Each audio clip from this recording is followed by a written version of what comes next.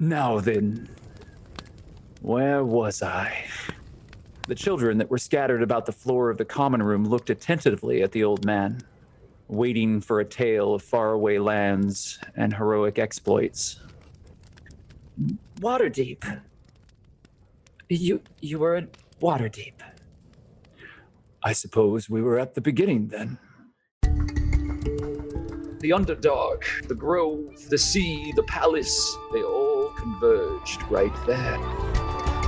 Harold, have you ever seen so many different kinds of people in such a big place? How hard could it be to find somebody that knows where Tailwind is? You're a miracle, boy. I shake my head and quietly to myself say, there's no such thing as miracles. I'll tell you what. I'll give you a running start. I'll count to 30. 1, 2. 30, and then I'm gonna run at him and attack him. Fair's fair. You told me your history. I was born on that boat. Huh? That ship that your friend is dissecting. I absolutely hate how chipper you always are. And it'd be a good look on you, though. If it's a riddle, I want to solve it. If it's a lock, I want to open it. How do I make this quick?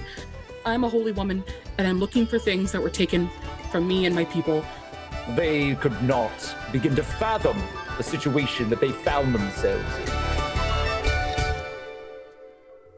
Hi guys, it's Momo. I have to be very quiet because my family is sleeping right now. And before we start this episode, I just wanted to catch you up a little bit. So we decided that we wanted to turn Realms into a podcast in the middle of playing our private campaign. So because we were already playing and we didn't want to stop because, you know, it's fun, we started recording right away. But we had some people that were waiting on mics. Lucy's crawling all over my keyboard and making this very hard.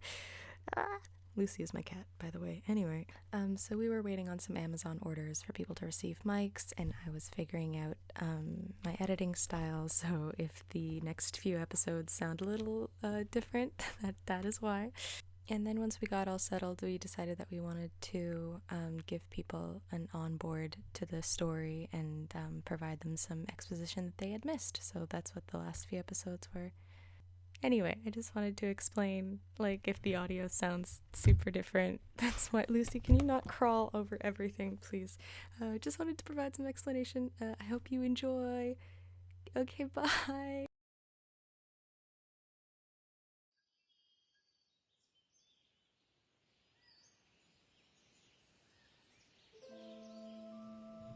The grove is empty of all forms of sentient life. Birds in the trees sing a sweet song, oblivious of the pain and anguish of the figure kneeling in the stone circle below. The rocks of this circle are without age. They have existed here long before anyone had walked this space. Before the buildings and the cities of the humans and elves and dwarves had risen, this circle stood. Each of the stones juts out from the earth like a hand, holding, cradling a small circle of stone in the center. Each of the rocks is inlaid with glyphs and runes, and those glyphs and runes in this moment are faintly glowing with a green light that illuminates the speckled lighting from the trees above. The sun in rays shoots down bars of light that illuminate the motes of dust that float suspended in this place. Pain in the center of this circle as the young druid sits, her arms before her, her hands open, the stone glaive laying before her, blood pouring from the open wounds on her hands. The self-inflicted wounds are creating a pool before her.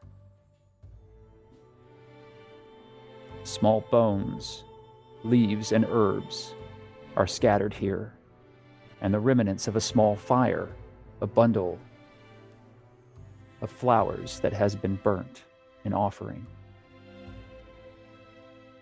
The young druid prays to a force older than any of the gods, a force that does not answer with a voice or commands from on high,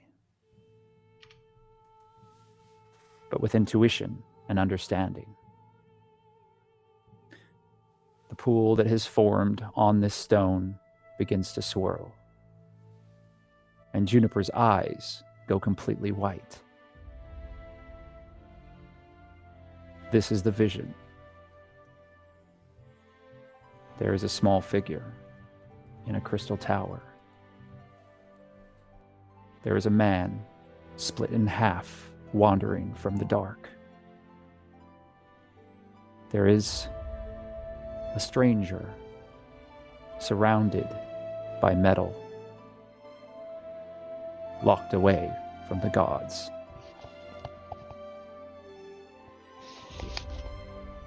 There is an outsider in the dark.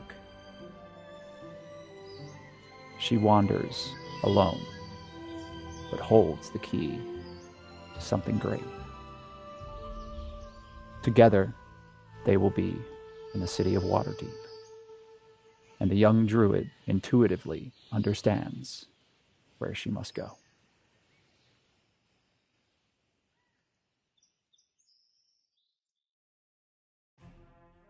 In the crowded hallway of the jail cell, a burst of magical light emanates across the stones. The slick, wet surface bounces that light across the space and illuminates June as she whips past the large, rotund figure. Bristling, his beard and balding head whips towards her, and from her outstretched hand, a tangle of vines emerge and wrap themselves around his legs. Behind this figure, in a closed-off cell, huddled in a corner, is the small form of Doddle, the goblin, wearing clothes that are far too large for her, burlap and other wear that has been given to her from the prison keepers, is huddled in the corner as two other figures stand by the door. One is a large figure with a shaved head and a very well-kept, long, drooping mustache. The other figure is a pompously dressed man in a red cloak with a large feathered hat. I need both of you, Juniper and Doddle, to roll initiative. Go. It's 9. 18. All right. Juniper, you're going to be acting first. What would you like to do? Yes, I'm going to go ahead and try to make it through the door. And if I do, I'd like to cast spike growth in the room. Okay. And the restraints that were placed upon you that prevented you from being able to cast have been removed. And the same goes for you, Doddle. You remember you had the collar on. It is now no longer functioning. So that means that it's going to require a saving throw. And what is the area of effect there?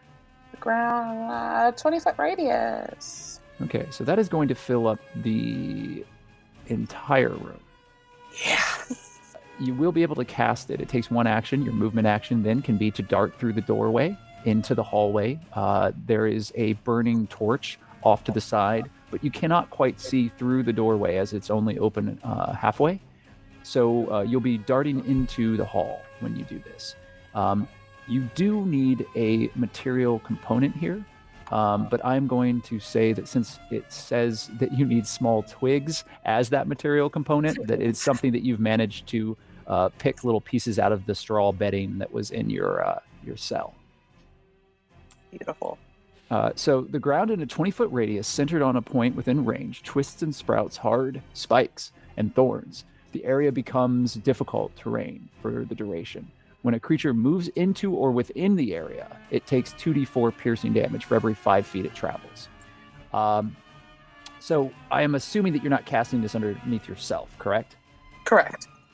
Okay, so it's in front of you, and immediately the ground, the stones of the prison cell kind of rumble for a moment as the grout in between each of these old worn stones that are slick with slime immediately sprout this amazing growth of thick, black, twisted vines that spread immediately across the entire space. And they move all the way across to the back wall and then creep their way up along the back.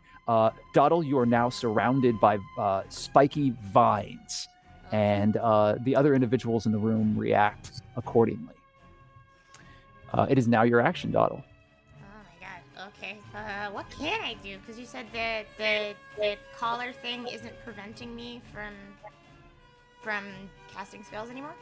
That's correct. You are no longer hampered in your spellcasting ability. Alrighty then. And Juniper has gone out into the hallway, or she can go out into the hallway? She is currently running into the hallway right now. Into the hallway. Is she in the hallway? June, is it your intention to be fully gone at this moment? Yes, fully out of the room. Get out of here! She's gone, yeah, Okay. she's gone. And you see the door fly open as June runs into a darkened hallway. Amazing. Alright. Dope. Cool. How big is this door, would we say? The door is probably about 4 feet in width, and it's about 8 feet tall. It's a very massive, thick door. It has bars in the center with a small window. 8 feet tall. Great. Alright. I was gonna cast an illusion of, like, the door shutting, but it would be about half the door. We could have, like, a western swinging door. You could make a new door. Could make a new door. I could also just attack.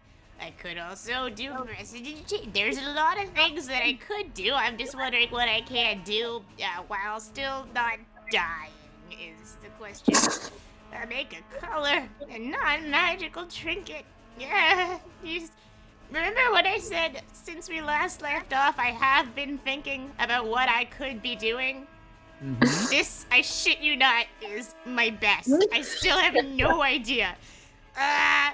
Instantaneous. Oh, lighter's not. Character smoke. Oh, do we got lights in here? There are a number of torches that are on braziers that are lining the outside of the cells. The inside of the cells do not obviously have torches inside of them. That would be dumb. But they are on the outside. Well, don't have a better idea. So, yeah, we're just gonna try and help June out, and I'd like to. My hands are still like clasped together, right? Yeah. This is voice and somatic, so I'm gonna like.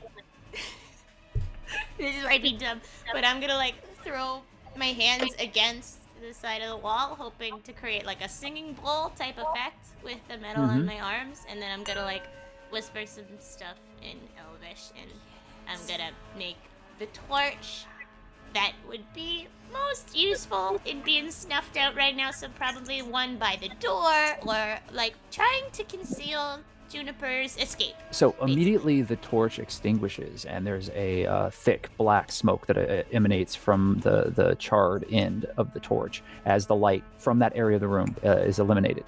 And as you do so, speaking those words, Inquisitor Sternward looks to you, and his eyes narrow. I'm gonna look scared. So, still surrounded by this spiky growth, the strange blue-robed mage that has been part of this interrogation is, first of all, like pulling himself away from the vines that have ensnared him, and looks back to where Juniper has run through the door, and turns to the captain of the guard that is standing next to him, the bald man with the long mustache, and he immediately barks at him. "You fool! She's getting away!" And points backwards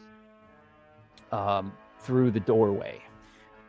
It is at this moment that Sternward mutters something and opens a vial and breaks it onto the ground, and a thick, viscous green fluid explodes outward, and it sparks with light as all of the vines in the immediate area surrounding him disintegrate, and all of the thorns also dissipate, and anything that was created in that space returns back to as it was before, just stone. So that's just his area, though. So that's only a 10-foot circle around him, and the mage that was here is still entrapped by that, as is the captain of the guard. Now, Doddle, Sternward is closer to you, and he begins moving closer in towards you. As he does so, and his from that one single torch that's still lit off inside of the hallway of the prison cell, you see his shadow as it starts to wash over you as he gets closer and closer. And he's reaching into his coat, and he's pulling something out. I'm going to go ahead and make a perception check for you. Sounds good. Yeah, you are too frightened to pay much attention to anything but the look that's in his eyes. And that's when you hear.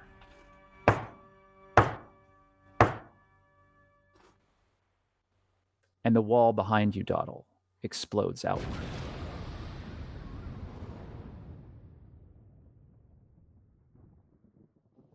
Meanwhile, Hawke, Maglo, Siraye, each of you are standing in a semicircle around a very colorfully painted pastel countertop, adorned with small glass bottles that are filled with every shade and hue of the rainbow.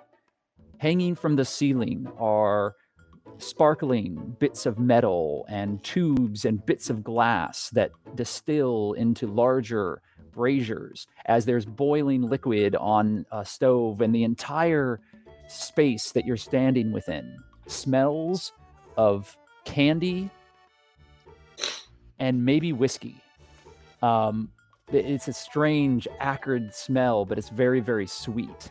And behind you at the doorway, this enormous, massive half-orc stands, and his braided hair is pulled back tight, and all of the scarification and tattoos that are lattice work of art across his bare chest is blocking you better than any door ever could.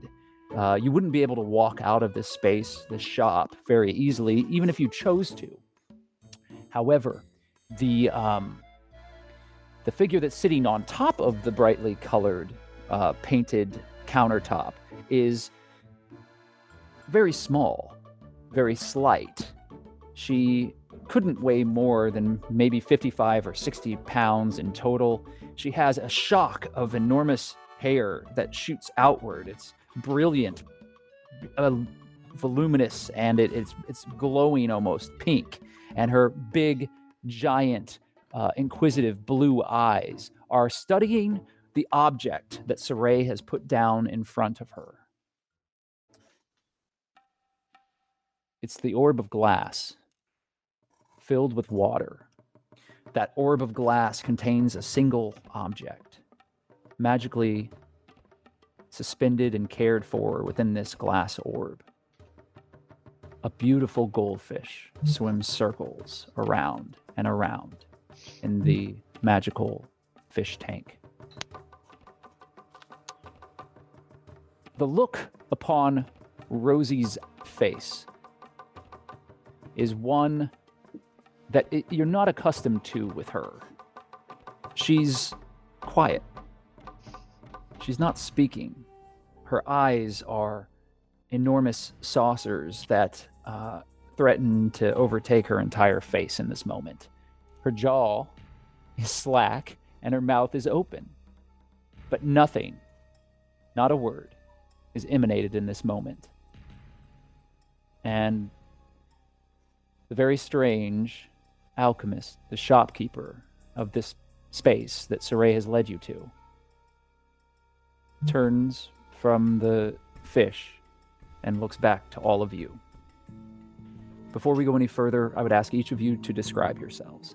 So Siraye is a pretty average size elf, so taller than I would assume most of the people in the room. She wears dark gray and dark blue kind of robe top and carries a long spear. She has dark hair that's kind of like messy in the front, but then turns into like a long braid. She's very stern and very strong. That's her. That's Siraye. All right. Hawke is a tall, lanky young man in his early 20s. Pale skin with a shock of white hair. He's wearing kind of this dull, battered plate armor and dark clothes underneath. And lashed on his back is a greatsword with some kind of silvery runes on it and chain wrapped around the hilt. Hazel eyes. Very, very shrimpy looking dude. Maglo Mandorian is, I mean, if everyone's like 6 foot, I think he'd be slightly smaller than everyone else. He's like late 5 foot. Maglo has heterochromia, just like he has 1 blue eye and 1 green.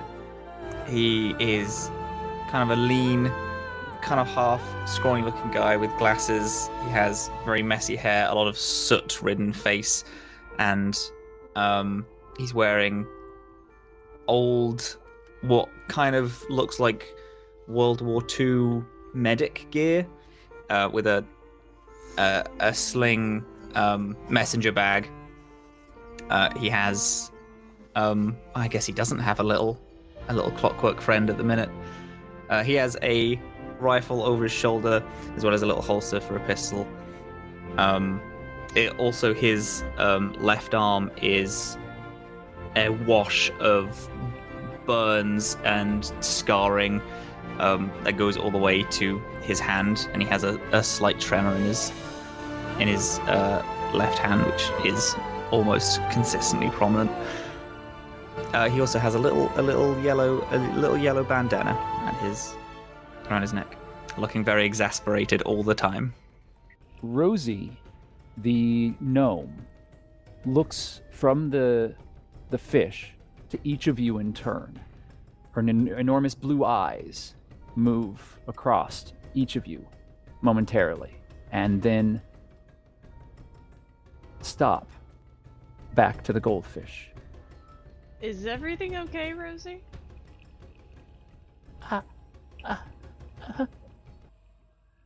She takes a deep breath. Oh, I'm sorry about that. I know it's really kind of strange for me not to talk, but this is really bad. I don't know where you got this or what you're doing or how you found it, but I have to tell you right now that this is not going to end well. Do you know what this is? Do you know where it came from? Where did you get it? How did you get it? Where did you do this? Why did you do this? I don't even understand. First of all and foremost, we need to talk about the dangers of magic. Magic is a very dangerous thing, and if you misuse it, it sometimes has really bad reactions, and these reactions are going to cause all sorts Rosee, of bad Rosee, results, and I don't even know how to begin to tell you. This item has put a tracker on my friend Hawke here, as well as our other friend Doddle. Do you know how to get rid of that? Answering a question with another question isn't very kind. By the way, we're best friends, and you need to be a little bit more clear about how you answer questions. First of all, what I said to you was, where did you get this? Why did you get this? What did you do? What are you doing right now? Why would you do this? Magic is something that's very responsible that you have to be very careful with, and you're not being clearly careful. This is a very magical goldfish, and by the way, it's also very dangerous. Did I mention that? Well, we figured it was dangerous. How is it dangerous? Can you tell us? Because we don't know. It's not so much the goldfish that's dangerous, it's actually what happens when somebody has the goldfish. And by the way, it's not in any sort of protective case right now, and a protective case might be able to mute the efforts. But now, anybody who wants to find this goldfish will be able to do so because it's radiating a certain amount of enchantment magic that's preventing anybody else from... Can you make something to keep it close, to keep... Look, I'm obviously flustered right now, but please do not disparage my abilities as an alchemist. I have to be very, very clear about this. I'm the best alchemist that you're ever going to meet. And right now, if any of you have any chance at all of surviving, I'm going to need some pinky promises right now.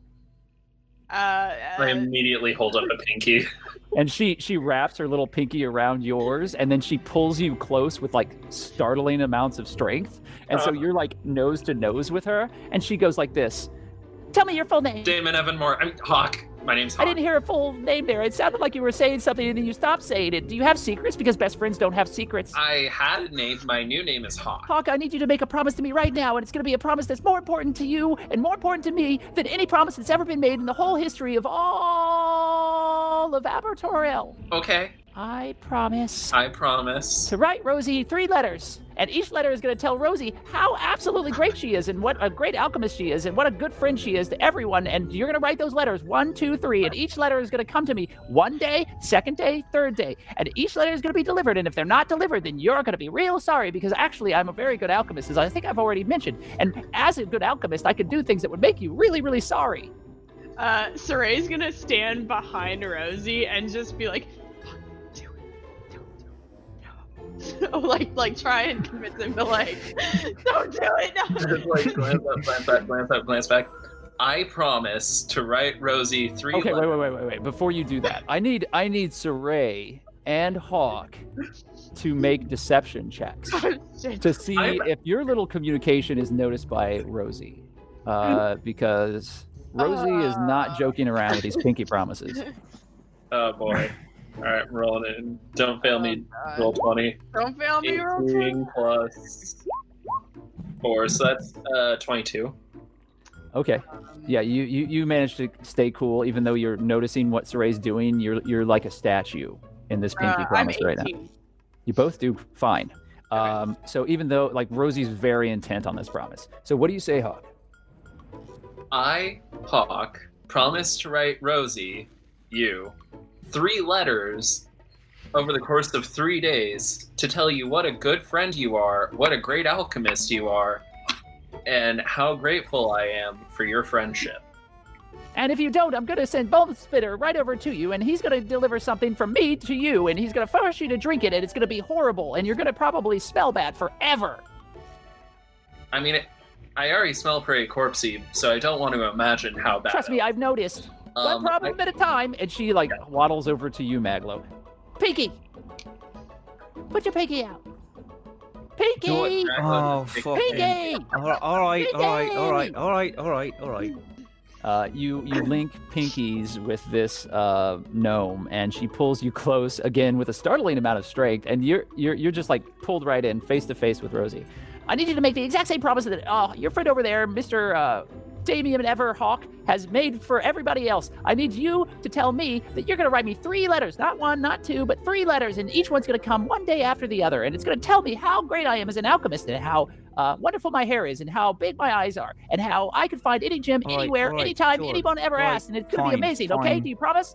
Yeah, fine. I don't know if you really mean this because I just don't know how. I'm very good with people, and right now it seems like you're being really. Do you want me to physically come here and deliver it? Do you want me to like send it by like first class or something? I mean, I always love visitors. We could have tea and we could have crumpets and I could make special little cakes and we could sit around and we could have a party and then you could be the princess and I'll be the handsome knight. And together we could form adventures together and we could play some games. And do you like games? And do you ever play cards? Have you ever played dice? You're not a gambler, are you? If you have a gambling problem, I could make a potion that would help you with that. No, I'm all right. I mean, I'm down to learn some alchemy stuff. I don't teach alchemy. I'm sorry. That's something very special to me, and I don't want to just share it with just anybody. But if we're best friends, maybe I'll consider it. But you have to prove yourself, and you're going to have to write a lot of letters, and you're going to have to prove that you're a good letter writer. All right. No, sure. Yeah, okay. I've written letters. That doesn't sound like a promise. That just sounds like you're saying, yeah, okay. And as far as pinky promises go, you have to be contractually correct. I promise to write you letters, 3 letters, 7 letters, 1 a day for a week. I'll write them, and just to prove. The promise is only for 3, but I'll take 7. Yeah, just to prove how serious I am with this, I'll do that. Okay, so I need both Hawke and Maglo to make charisma saves. Oh no. Oh, we're rolling this in roll 20 here. Let's take a look. Oh no. 18. 18 and you're right below my. That's a natural 1 there, Hawke. You rolled a natural 1 on a pinky promise. Yep. Well, as per house rule within this game, you are now going to roll to confirm, and if you get 2 natural 1s, something horrible is going to happen. And now that scales based on what the roll is for. But if you roll 3 in a row, you will alter the campaign for the worse. So let's see if you roll another natural 1. Here we go. Yeah. 18. So. 18. Okay, so you're free. All right. So each of you feels a slight little spark of electricity run through your body in a moment. And for just a brief moment, Rosee's eyes get a little brighter as she smiles and turns back around to to Siraye, who's behind the counter right now, waving. Behind the counter? Oh. If you were standing so that they could see behind Rosee, you walked behind the counter. Yep, I'm back behind the counter. So I'm just gonna turn and like look at the vials and be like, oh yeah, this is really interesting. Make a deception check. Where's my roll 20? Okay. Oh fuck me! Oh yeah. 4, 5, 7. So yeah, Rosee flips around and looks at you, and then looks at you doing a horrible job of trying to look innocent. And her eyes narrow for a moment, and then she kind of smirks. Listen, obviously you can't read well because that sign right there says employees only, and I don't believe you're an employee, but you are my best friend. So if you're gonna be my best friend, then maybe I could hire you here at the shop, and you can do work for me, and you can sweep the floors, and you can polish the brass, and you can polish the glass. And by the way, I have a lot of potions that sometimes need a lot of work, and we're gonna have to do that together, and we can be best friends together. And then we can have tea breaks, and then we can have coffee breaks, and then we can have lunch breaks, and then we can have second lunch breaks, and then we can have a party, and that party could be after work. Yeah, I can't pay you.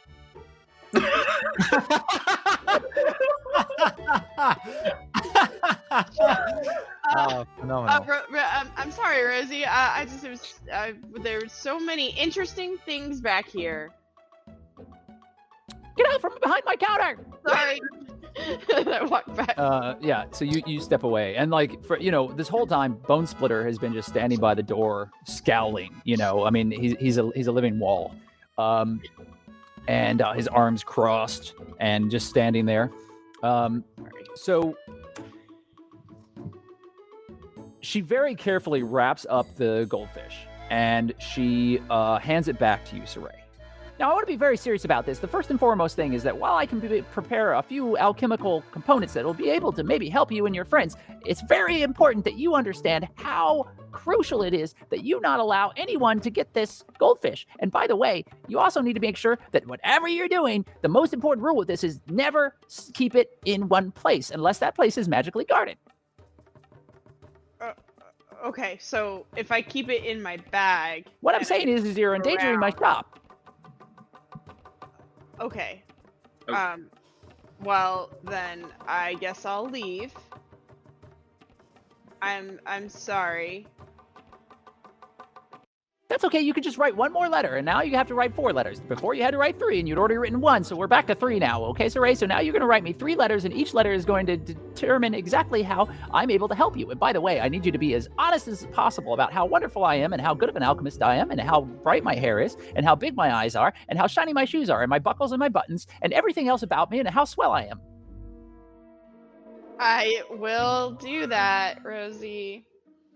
Thanks. But, is there anything...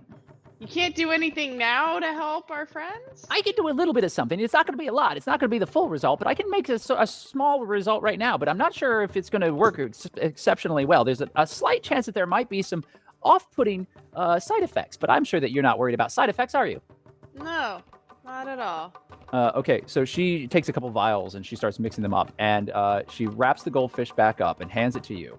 And she shakes 2 vials in either hand, and it seems like she's ambidextrous because she keeps grabbing things and not even looking at them, and she's mixing things into other little potion vials, and there's an explosion of puff of smoke that shoots out of the top of one, and she looks at it, and it's bubbling like acid.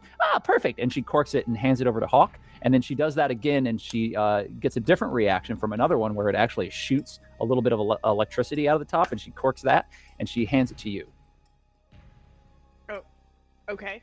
What do these do?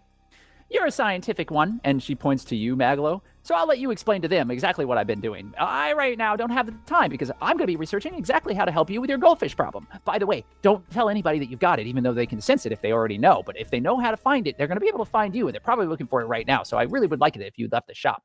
Bone Splitter, show them out. And you Hawke and Maglo, you feel this giant pair of hands on the scruff of your coats, and you get picked up and carried out of this shop. And you get dropped onto the cobblestone sidewalk of the alleyway of the Court of Stars, which is the market center that you're in. And there are flags and tents and brightly colored signs that are waving in the breeze. And there's just a little bit of sunlight that's coming through. You're outside of the Magister's Keep in the southern ward. And this is just a couple blocks away from the area where Doddle was being held from the prison. And as you're being dropped onto the cobblestone floor, off in the distance, you hear an explosion.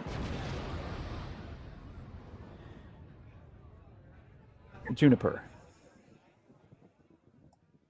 You skid into the hallway. The enormous door flings open. Make a dexterity save, please.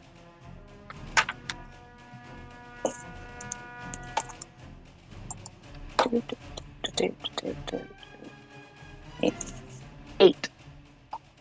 Okay. So, as soon as you skid through this doorway, the first thing that you see is another doorway, and it's a metal grate, and it seems to be closed. And there are 2 guards on either side of it holding halberds, and they are heavily armored, and they immediately whip their heads around to you as you burst through the door. What would you like to do? It's your initiative. They're standing directly in front of the other door? They're standing on either side of the metal gate. And you do, however, I've rolled your perception for you, another of my house rules. You do notice that there is a large set of keys on a ring on the belt of one of the guards.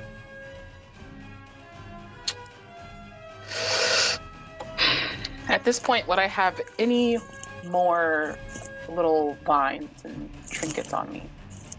Yeah, you have plenty of little sticks. Anything natural that wouldn't be considered man-made, I'm going to allow you to have. So you would have picked up little twigs or pieces of straw or bits of moss. So any of your material components that fall in that general area, I'll allow you to have. Alrighty, friends. It's time for another cantrip. She's gonna... Are there any rocks around me, like, in this space? The entire cell is made from giant stones. Some of them look looser than others. There are small rocks that are scattered about from the ground, which are probably pieces of stone that have kind of worn off over time. While it's fairly well maintained for a dank prison, it is obviously deteriorating. All right, while she's standing there, I'm gonna yell over to the one on the right. Hey, All right. doofus. And I'm gonna kick one of the stones on the ground towards him to distract both of them. All right, so the guard that you've just insulted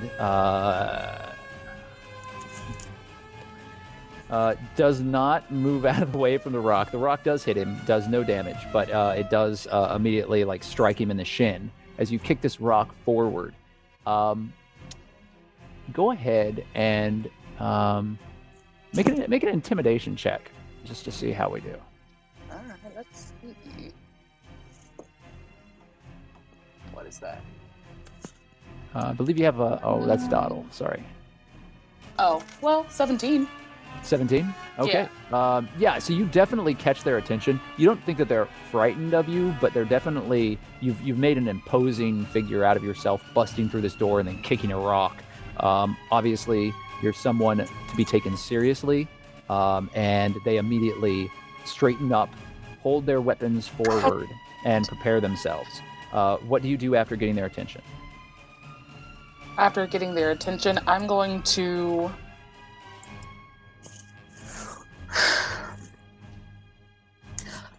She's going to yell, "Hope you can catch me," and she's going to run straight towards them. and God damn it. She's gonna run towards them and try to thorn whip while running into the one that does not have the keys. I love this decision making. It's amazing. No, seriously. I love when you preface your action with "damn it." It's perfect. Okay, so you run forward, and as you're running, you're going to cast Thorn Whip. Okay, well, let's see if you strike.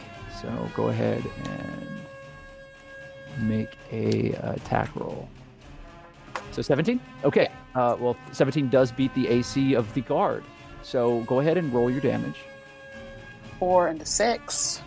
Okay, so you reach out your hand and another vine sprouts out from underneath your sleeves, and this thorny whip lashes across the first guard as you charge forward. And the guard, what was the total damage again? 10? 10, and how much of that was piercing? 4. And you did 46? Yeah. Okay. So 4 of that is piercing. So you don't do an enormous amount of damage as the thorns kind of rake across the armor, but you do see gouts of blood spring up across his exposed face underneath this enormous bell helmet that he's wearing. And he looks surprised as he stumbles backwards and kind of trips back and catches himself on the wall as the second guard rushes forward to try to strike you. That definitely beats your AC of 14, and the guard striking you with his halberd hits you for 7 points of damage. And are you currently at 30 from the previous fight, right? So okay, so you are going to take that additional damage, 7 more, and that puts you to 23 points of damage. 23 hit points left. And you're bleeding, and you're heavily bruised and battered as you continue forward. But from behind you, in the cell that you've just exploded out of, shooting this vine and catching these guards unaware, there's an explosion, and dust and debris pushes out from the doorway that you've left open. Doddle, make a Constitution save. That's 5, 6, 7. 7. Yep. You get pushed forward, and your head hits rock forcibly as you feel a blast of hotness across your back, and everything goes dark. You fall unconscious. Juniper, what do you do when this explosion happens? Both of the guards are no longer paying attention to you, despite the fact that you're right in front of them. When you say right in front of, where am I standing at this point? Am I closer to the exit than they are, or still? They haven't really moved. They are still standing by the exit. You have moved into their space. So one is on either side of you, and there's about 5 feet between you on either side. And the exit's right behind me? The gated exit is right in front of you. The cell that you've just left is behind you. All right. Well, this girl's gonna swirl on her heel and lunge back and let me see. And I'm gonna cast Wind Wall between them and I. Ooh, that is interesting. Okay, so if you've got Wind Wall open, go ahead and read it to me. Let's see where it was. A wall of strong wind rises from the ground at a point you choose within range. You can make the wall up to 50 feet long, 15 feet high, 1 foot thick. You can shape the wall in any way you want, as long as it makes a continuous path on the ground, lasts for the duration.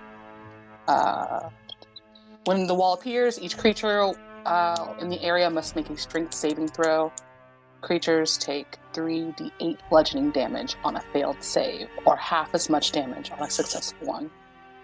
It keeps fog, smoke, and other gases away, and any small objects basically are going to... arrows and things like that. Yeah. Okay, so you use a handful of strange feathers that you pull out of your hair and just kind of toss, and immediately the wind kicks up, Now, this is a very important question. How are you placing this wall around you and your two opponents? I was kind of thinking she would has to be continuous, so she would put it in a loop so that the two of them are kind of trapped on the inside. Okay, so you're trapped on the inside or the outside? The inside. And so I'm like on the outside, they're on the inside. Uh-huh. And so where are you in relation to either the gate or the doorway to the other room? Closer to the gate. Okay. So they're going to be locked away from the gate. Yes. Okay. So immediately this wind erupts, and they're going to make their strength saving throws to see if they can take half damage from this bludgeoning damage. I'm going to throw up. Both of them fail horribly. Yeah, so I really probably should have given them disadvantage because they were so distracted by the explosion, but they don't need it. I couldn't really roll much worse. They didn't get natural ones, but they did do really badly. So with that, I want you to go ahead and roll the full 3d8, as each of them is going to take that much damage. Oh. Come on, 8, where are you? There you go.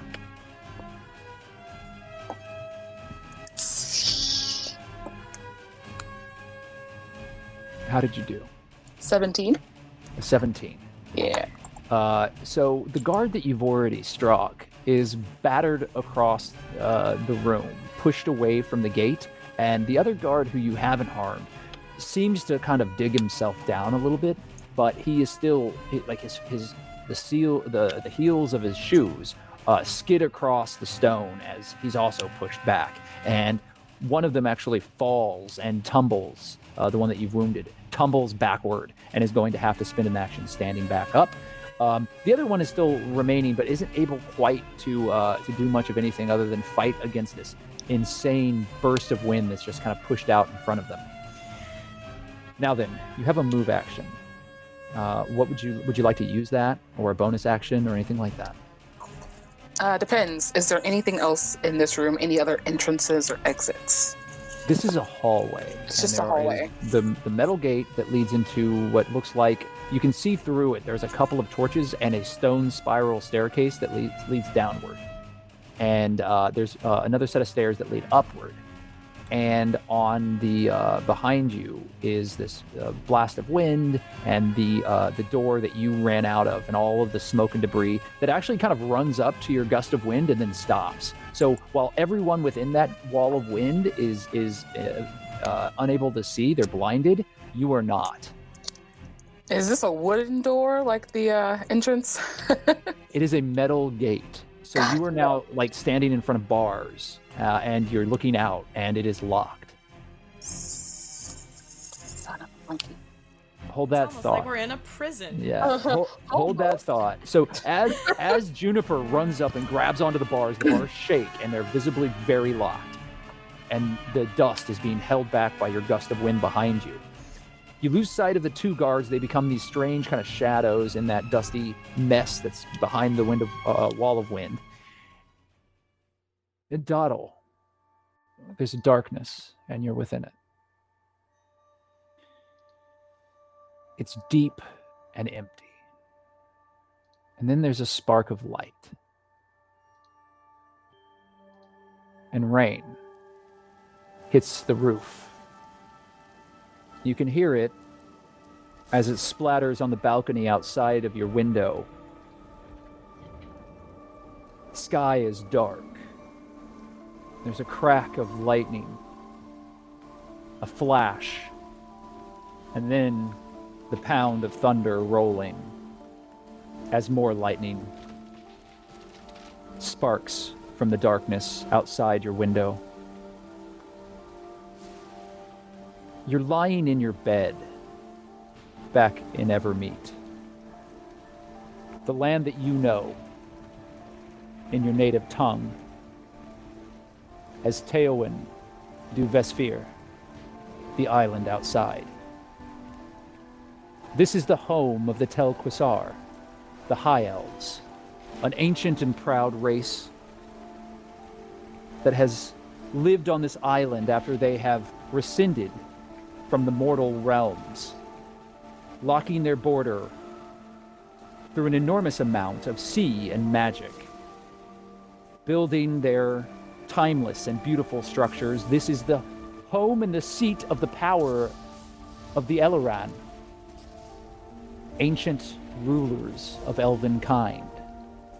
There are many royal houses, a network of intrigue, but a calm and peaceful existence, one that stretches much longer than mortal memory can contain. These high elves exist in a constant state of slow moving progression. They grow as any race does, but they do so at a much, much slower rate. An event or an evening meal can take hours. A conversation could take days. Here, the high elves do not fear time, as all other races do. But there is something about your homeland that doesn't feel right. This storm is unnatural. It does not rain this way in Evermeet. You're surrounded by the warmth of your bed. A thick down comforter smothers you, and a pillow stuffed with the softest feathers able to be found on this island cushions you from all sides, and still you are chilled to the bone as you open your eyes. What do you do? So, this rain is mysterious to me? You've seen rain before on this island, but it's always gentle spring rain. It's soft and without malice. The sky, while gray, is not ominous.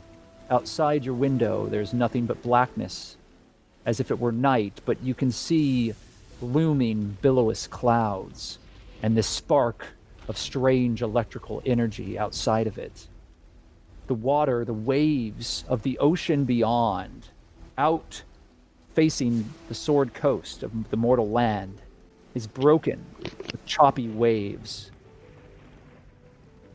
A storm like this has never been seen, not by you. Alright, I'd like to leave my bedroom and maybe find one of my elders, maybe ask them if they've ever seen a storm like this in Taywin before. You step out from your bed and your feet hit the ground, and as you're looking down, you don't even consider the fact that these are the same frail elven feet that you've known your entire life. Delicate and small, you stand and you catch a glimpse of yourself in the full-length mirror off to the side by your dressing room. You see yourself in a gown, the elven princess that you once were. Would you describe yourself? Dodalia has very, very long, dark black hair, long ears, which is a staple of elves of higher descent in Taywin.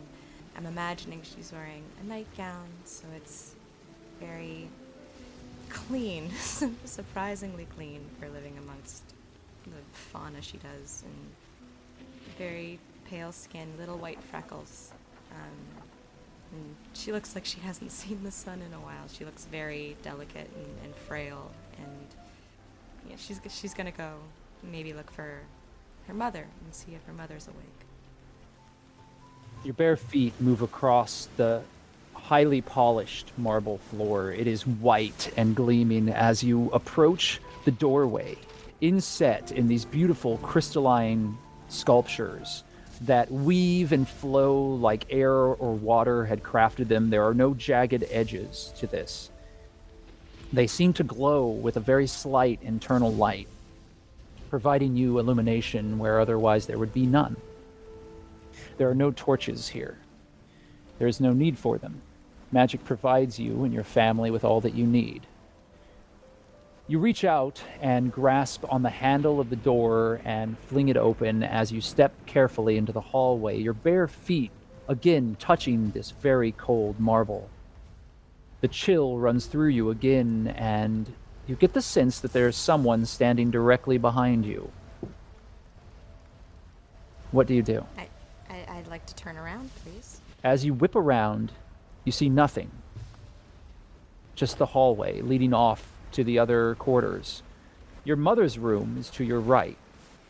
I'd like to take a deep breath and realize that there is probably nowhere safer I could be right now. And I'd like to continue on to my mother's room and knock, if I can. You step across the hallway. There are statues of your ancestors here that are finely carved and polished.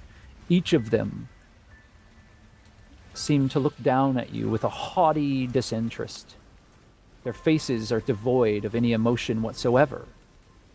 They feel frozen in time, standing here, staring at you as you walk down the hall.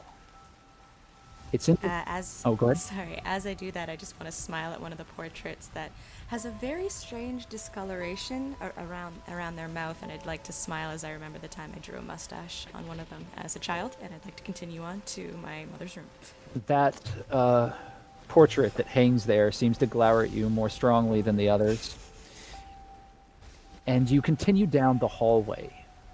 And it's at this moment that you notice a flit of white as it turns the corner further past your mother's hallway towards her entrance. A small foot disappears around the corner with it. Do you knock at your mother's door, or do you pursue the figure? Does the figure look like they're fleeing? Like, do they look suspicious in any way? It is very suspicious. I am going to hold my hand up to the door as if to knock, and then I'm going to clench my fist a little and follow the figure instead. You almost knock, but you stop, and you turn and move further down the hallway. You enter into a grand chamber that has an enormous, beautifully wrought staircase that winds itself down to one of the main common areas. Here there are crystals that are beautifully and organically placed in a circle around the roof of the space, and they glow brilliantly. And there are interworked clear panes of glass, and on the top you see all of the water and the rain and the flashes from the lightning, but you do not hear the thunder any longer. You don't hear the danger. It all is silent around you. And you see a figure dressed in a white gown running away from you down the stairs. As she turns around, she looks up at you from the staircase. She looks exactly like you.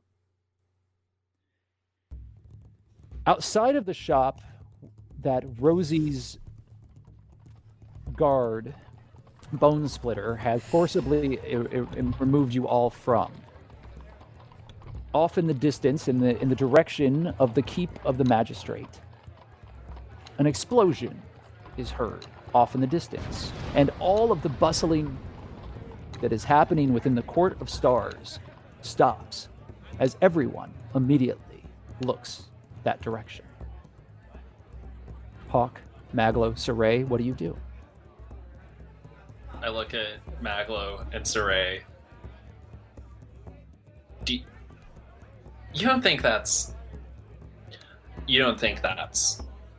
Oh, fuck. That's not, is it? It might be. Oh, fuck hell. Does it seem like it's coming from the area on the map that I was given? Like... Yeah, I'll let you make a roll right now, because you're reading a map for an interior of the... By the way, this map that you have is very much a coded situation. It's something that the Thieves Guild passes around. If anybody else looked at it, it wouldn't look like a map. It looks more like a series of notations and lines that make very little sense. So I need you to kind of... I assume it tells me where the entrance to this? It tells you a great number of things. I just want to have you make a roll. So let's have you make a. How did you do? Horrible. I have no idea. I look at this map and I'm like, It's an insight check. great. Yeah, my insight's the best. What was your roll? It's 3. Oh, +5. Okay, so it's better than that. So you got an 8. It's going to take you a moment. You're distracted by the explosion, and you're starting to kind of sort out which 7. direction it would be in. But what you do know for certain, Siraye, is that is definitely the prison that just exploded, Awesome. or part of it. Great. Also, knowing what you do know, Maglo, I'd like for you to make an investigation roll, please.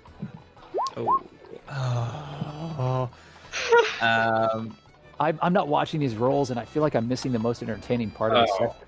That's a 10. I mean, it could be worse.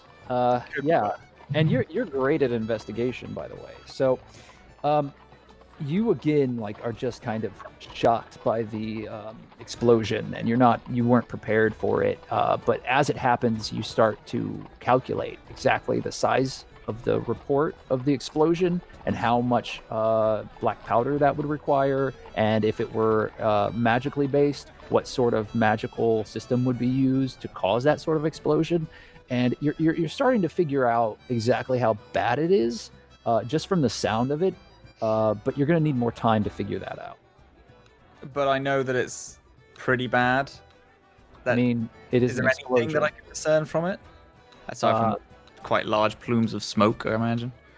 Yeah, you can't. You're still kind of in shock at the situation. So you can try again here shortly. Right, so, wait, first things first. Can I see if I can remember the concoctions that they've been given? Remember anything about that? Because she was like, your alchemist friend, he's smart, he'll be able to figure it out. And now Maglo wants nothing more than to immediately know. Go ahead and make an Arcana roll. And I'll allow you to There you go. Yeah. Okay. You don't need it. That's a natural 20. I was going to say roll with advantage, but you do not need that advantage. Roll one more time. Let's see if you get another natural 20. Okay. Well, yeah, you're the king of good and bad luck, but it doesn't matter. The one on that roll doesn't really affect you. You still have a natural 20. So with the natural 20, you realize that what Rosee has created from an alchemical perspective is a series of concoctions that are going to disrupt any sort of magical aura that anyone who drinks them currently has on them. Now that means beneficial as well as negative.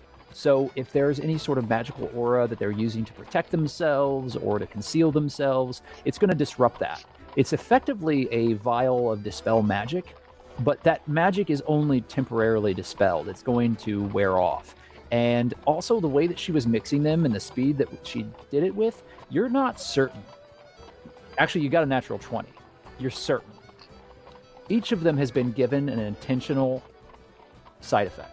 They also have very specific a tang in it, and I don't know what the tang is. Like a side effect of They some have a sort. side effect? I don't know what it is, but they definitely have a specific tang in it. So Hawke, you drink that now, and we'll find out. Wait. Now Hawke, we gotta go deal with the thing. We gotta do this. I just chug it. You feel sort of strange, Hawke, and you stumble for a moment, and everything kind of spins, and then you belch really loudly. And immediately, Maglo and Siraye, you notice that Hawke's skin color has turned bright pink, and he is glittery. Right, so we're not gonna do a stealth mission then. No, You're very sparkly and pink, and your hair, your eyes, everything is just this really vivid, bright pink color. I don't think this is gonna be my look going forward, you guys. No, it suits you perfect. Guys, is my hair pink? Yeah, everything's pink. Maglo, do you have to drink this? I don't think that for drunk me. enough to I have to work? drink this. I think one of them's for Doddle. No. Yeah, Doddle was in the room when we opened the box and was trackable.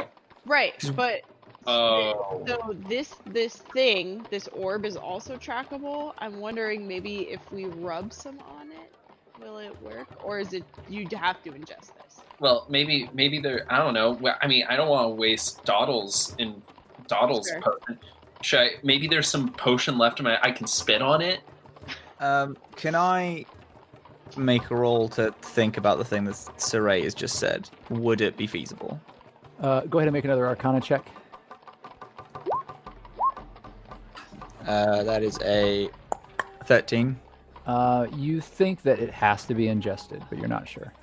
No, I don't think it'll work. I think you gotta drink it. I don't like the alchemical properties ain't made for that type of thing. Its own. All right. It's not topical. Do we feed it to the fish? Can we? No, we give it to Doddle. Yeah, We we're can't- gonna give it to Doddle. So here, and I pull out the orb that's now wrapped in whatever the fabric, and I hand it to Maglo. I'm gonna go and try and get Doddle out. Whatever you guys are going to do, take care of this. Should we go investigate that explosion though? Well, if the explosion is where the jail is, then I'm gonna go investigate it. Yeah, we You should guys go. have to get to a dock. Fuck, should we be anywhere near? Like, your lass said that we have a job to do, and if we're caught next to the jail, I don't think that's going to be good things for any of us. I mean, true, but Also, it's not like you're not going to be found in a lineup. Well, we don't have a time limit on when we can do the dock job. That's true, but like, We just if go- we're next to it and then bad stuff happens, like obviously we're gonna do a fucking jailbreak. It looks like, or someone's doing a jailbreak. Like, if we do it and we get our way, and then the general public, someone's like, "Oh yeah, I have information." They were fucking bright pink and sparkly. Like, you're gonna be found pretty quick. Yeah, but the bright pink and wait, is the bright pink and sparkly permanent, Maglo? I don't know, bud. Maybe. My thought is, we go there, we'll just take a look, we'll take a gander, maybe this is somebody else's issue because it's a big city and lots of things are probably going on, but we take a look, and if Doll's in trouble, we help, and if it's none of our business, we go to the dock. Does that sound like a fair compromise? Alright, fine. Alright. We will Alright. stay like 20 feet behind you, Siraye, just so there's some type of distance between us in case someone kicks off. I just nod. I'm like, all right. Siraye begins walking down the mercantile alley in the Court of Stars, and everything, all the activity of this space kind of resumes a moment after it was paused, as if nothing had happened. Merchants are selling and shouting about the discounts that they have on their various wares. Individuals are grasping at you, trying to show you bolts of fabric or strange small wooden toys. Other items that are sold within this kind of mishmash of culture that has kind of cropped up around this enormous fountain and statue in the center of the southern ward. Outside of the Way of the Dragon, on the main road, facing the Magistrate's Keep. And as you walk out from this Court of Stars, you see in the distance this enormous stone building. In the front of it, the courthouse, which was meticulously kept and very, very finely crafted, heavy wooden and stone structure with a courtyard in the front that has additional proceedings that usually happen here. There's a gallows, as well as a number of locks and stocks for criminals. Other practices are kept here in the open air, but the magistrate's office itself is a very large, well-appointed building. And like many of the buildings in this area, it has enormous arches and spires that stretch out far deeper into the city. It's a massive building. Behind it is where the prison is kept, and that is a more squat affair. It is not a building that is built for any sort of aesthetic pleasure. It is hard angles and small, sharp, slitted windows and barred gates and patrols of guards and flags that hang above that warn that within it are held the criminals of the southern ward of Waterdeep. At the top of this structure is a plume of smoke, and a small section of that stone structure has collapsed downward into the main part of the main Way of the Dragon street. It has the sharp edges now come to a slight slope, and one entire corner seems to have been shattered. Immediately, you see above head, flying, city guard mounted on griffins as they circle the wreckage of what has just happened. And you hear the cries of these griffins in the distance as they shriek out like birds of prey across the city. And you hear trumpets and the calls of the watch as all are alerted to what has just occurred. Juniper, you are standing in front of a metal grate. It is locked. Behind you, the wind whips up from your spell. You've lost sight of the two guards in the debris behind you. You, however, are free from this and can see clearly. Off in the distance, you hear footsteps, armored, running up the staircase. How clearly can I see the dudes in my little wind tunnel? You cannot see them clearly at all. They are dark figures that seem to be stumbling about. Confused. But I can see the figures. Yes. Yeah, you can make out where they are generally, but you can't see them clearly. Would I have remembered which of the dudes were carrying the set of keys? You do. It was the one that you did not damage. The one to when you turn back and face the doorway that you fled from, the one to the left. All right. I'm going to turn around away from the gates, sadly. And here goes nothing. I'm going to use Grasping Vine to have it shoot out at the figure, the blurred out figure that I remembered had the keys, so that I can lift him out and throw him out of the tunnel. Okay. I'm going to have you make your strike roll with a disadvantage because there's a lot of debris and the wind is whipping around, but I will allow you to make the roll. Roll with a disadvantage. All right. Okay. Lowest 15. Well done. So you focus, and for a moment, you find an inner calmness in the midst of all of this chaos. And for the briefest of moments, your eyes go completely white, and you're back in that grove surrounded by the stones. And you reach out your hand, and a vine grasps outward, wrapping itself around the guard. I need you to make an athletics check now, please. Okay. Oh, that's pretty good. Hold on. I like that reaction. Oh, snap. Okay, yeah. 22? 22. With this you don't even try. You just whip your hand backwards without exerting any strength whatsoever. And the guard comes skidding out from the wind wall and is on the ground, weaponless, staring up at you. The keys dangling from his belt. He immediately looks to you and reaches for a dagger. He grabs onto it and flings it outward, and it shoots through the air and into your shoulder. You take 4 points of damage as you are stabbed by the dagger. Jerk face. If I'm correct in this, you have 19 hit points left?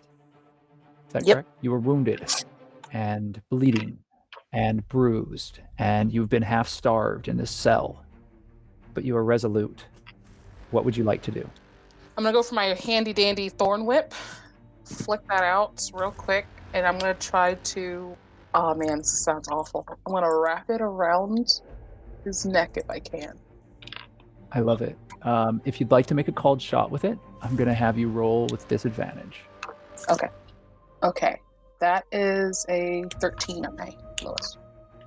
Okay, so you do not wrap it around the guard's neck, but you do wrap it around the guard. You can roll damage. He is going to be taking half of it as he rolls out of the way, trying to escape. Having seen you do this before, he seems very cautious and frightened by you. Good. All right, damage is a 10, so he'll take 5, yeah? Yeah, and so how much of that was piercing? 3? Okay. So immediately he calls out, "Ugh!" as blood kind of issues forth and bleeds across the tunic underneath his armor. He bats away the vines just in time as he rolls out of the way and looks at you glaringly. It's a very tight space. The two of you have nowhere to go.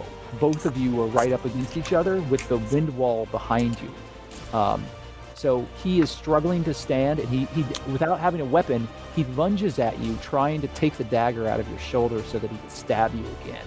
I'm going to need you to make either an acrobatics or an athletics check, your choice. All right. Never mind. No? Oh. Yeah, never mind. He immediately stumbles as he stands and falls flat back onto his face as the wind catches him as he gets too close to the wind wall, and it shoves him back down at your feet. Yes. You can attack now, and you will have an advantage on your attack as he is completely prone.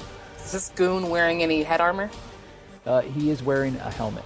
All right. I'm just gonna kick up my foot and try to kick him in the chin there. Try to knock him out.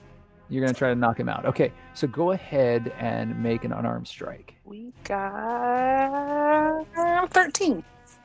13. Okay, so you kick outward, and he moves, and your kick just brushes across his helmet as he turns and looks at you, and then attempts to grab your ankle, but he is rolling with disadvantage because he is currently prone. And he fails as he grasps futilely at your feet, grabbing at your sandals. You only have one sandal on because you threw the other one to Doddle. Okay, so it is now your attack. What would you like to do? Gonna rip out the dagger and try to plunge it into him. Okay, so you pull the dagger out and you take 1 additional point of damage as you now hold a bloody dagger and you stab down at him. Go ahead and roll to strike. Yep. 15? You have an advantage as well. Oh. So if you'd like to roll again, if you think you might get better. No, I didn't. Okay. Well, 15 still beats his AC, so you do strike. You can roll 1d4 plus 2. 5. Okay, so you stab downward, and blood gouts out from his shoulder as now he is the one who is sheathing this dagger, as it were. He looks to you in anger and is going to try to tackle you. You can make an acrobatics or a athletics roll as you see fit. That's my lucky number, 15. Okay, so he does manage to, even with his disadvantage, grab you and push you up against the bars of the gate. I'm going to make a perception check for you. Yeah, you do hear footsteps getting closer from the stairwell, the stone stairwell behind you on the other side of the gate. You are now grappling with him face to face. He does no damage with you, but he is now standing and is no longer taking a disadvantage on his attack roll. And the two of you are locked together. What would you like to do, Juniper? Well, sacred flame on this dude. Okay. You're going to straight up throw a sacred flame. Straight up. So his dexterity save is at a disadvantage because of the lack of space. And it's verbal somatic, so you don't have to worry about anything like that. It is going to cause 2d8 damage. And he fails. So he takes the full damage. As you spark forward, you concentrate, and the power of nature surges through you as brilliant green flame ignites from your hands as the two of you are locked together. Boss.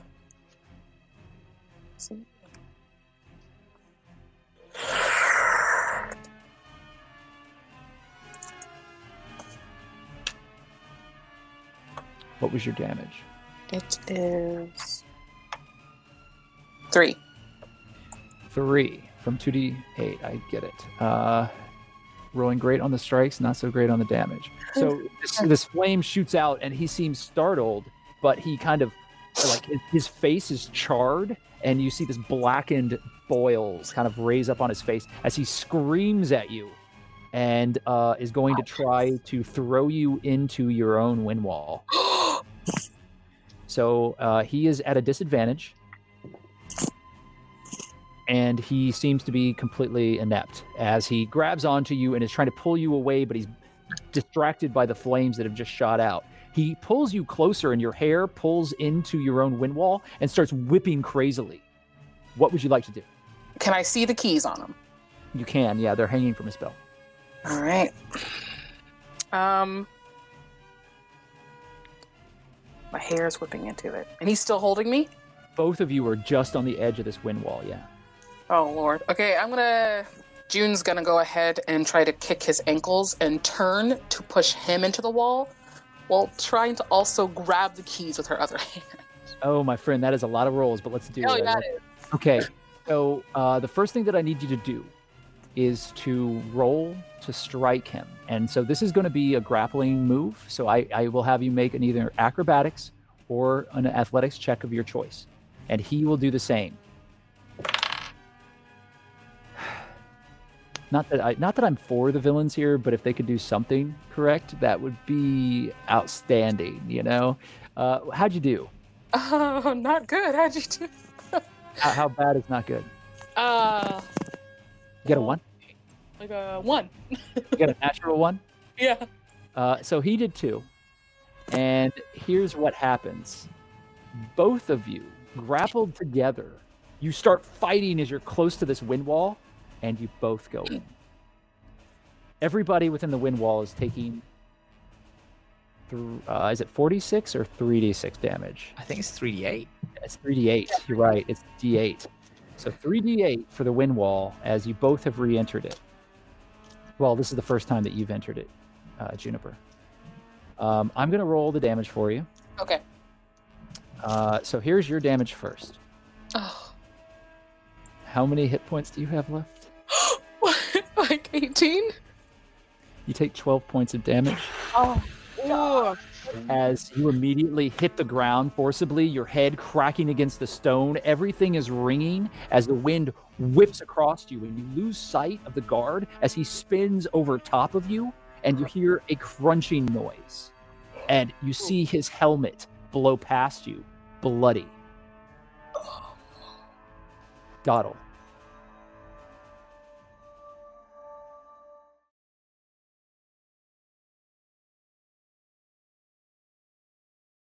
You see his shadow as it starts to wash over you as he gets closer and closer. And he's reaching into his coat and he's pulling something out. I'm going to go ahead and make a perception check for you.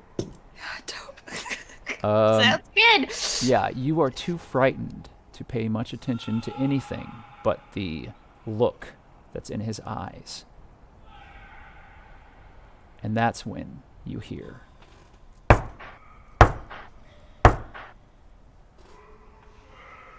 And the wall behind you, Doddle, explodes outward. Meanwhile. All right.